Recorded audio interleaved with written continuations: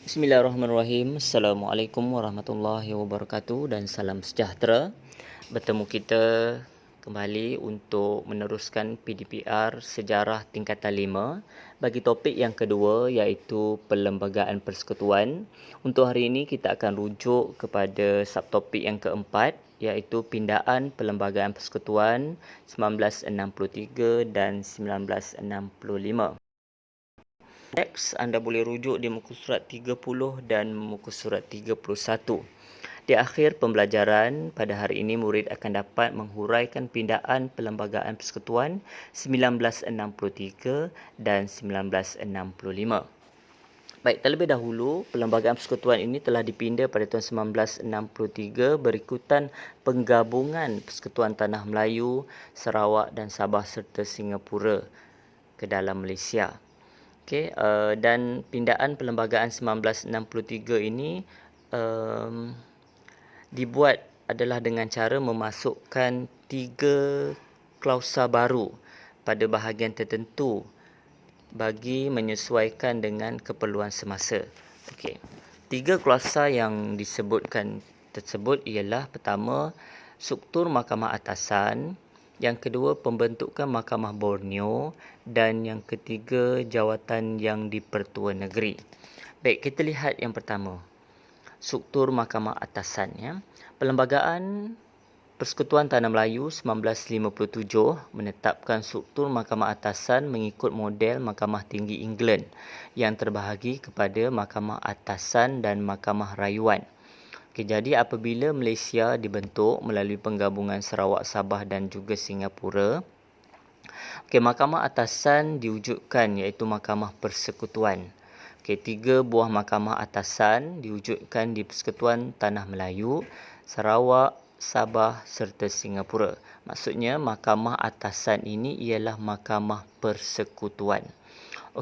Mahkamah Persekutuan ini tujuannya adalah mendengar mana-mana persoalan perlembagaan dan pertikaian antara kerajaan persekutuan dengan kerajaan negeri. Itu yang pertama berkaitan dengan struktur Mahkamah Atasan. Baik, klausa ni ialah perkara lah. Klausa yang kedua ialah pembentukan Mahkamah Tinggi Borneo. Borneo ni Sabah Sarawak.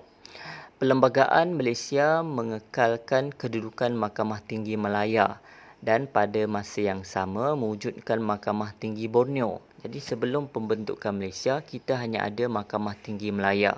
Selepas kemasukan Sabah Sarawak, kerajaan telah mewujudkan Mahkamah Tinggi Borneo.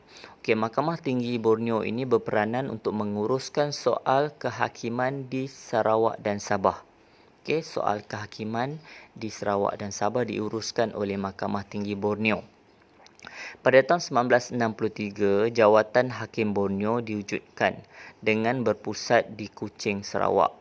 Kemudian menjelang tahun 1994, nama jawatan ini diubah kepada Ketua Hakim Sarawak dan Sabah.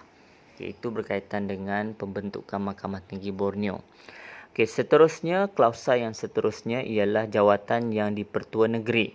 Yang di-Pertua Negeri ni ialah ketua bagi Sarawak dan Sabah. Apabila Malaysia dibentuk, Sarawak dan Sabah ini telah diketuai oleh Yang di-Pertua Negeri yang dilantik oleh Yang di-Pertuan Agong. Dalam menjalankan tugasnya, Yang di-Pertua Negeri ini perlu mengikut nasihat Majlis Tertinggi bagi Sarawak dan Kabinet Negeri bagi Sabah. Dua berbeza kalau di Sarawak kita ada Majlis Tertinggi dan kalau di Sabah kita ada Kabinet Negeri. Itu klausa bagi pindaan Perlembagaan 1963. Seterusnya kita lihat pindaan Perlembagaan 1965. Kenapa berlakunya pindaan perlembagaan pada tahun 1965? Ini kerana adalah pemisahan Singapura daripada Malaysia. Kita lihat. Yang pertamanya ialah Tengku Abdul Rahman selaku Perdana Menteri Malaysia yang pertama telah membawa usul pindaan perlembagaan yang dinamakan Pindaan Singapura di Parlimen pada 7 Ogos 1965. Baik, untuk mengetahui dengan lebih lanjut tentang pemisahan Singapura ini, kita akan belajar nanti di dalam bab yang ke-6. ya, tentang apakah faktor dan sebab berlakunya pemisahan Singapura. Yang kedua, Parlimen telah meluluskan usul yang membolehkan Singapura ini keluar daripada Malaysia. Oleh itu, semua perkara yang berkaitan dengan Singapura secara automatically dimansuhkan ataupun dihilangkan ataupun dibubarkan dalam Perlembagaan Malaysia Pindaan 1965. Okey, dan yang seterusnya, contoh perkara yang dimansuhkan adalah berkaitan dengan immigration, kewangan, hubungan luar negara dan pertahanan. Okey, itu berkaitan dengan pindaan perlembagaan 1965.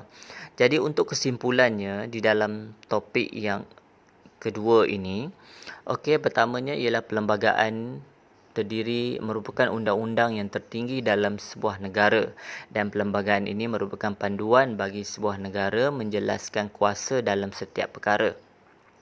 Manakala telah berlakunya pindaan perlembagaan, pindaan ni pengubahan ataupun perubahan dalam perlembagaan pada tahun 1963 dan 1965.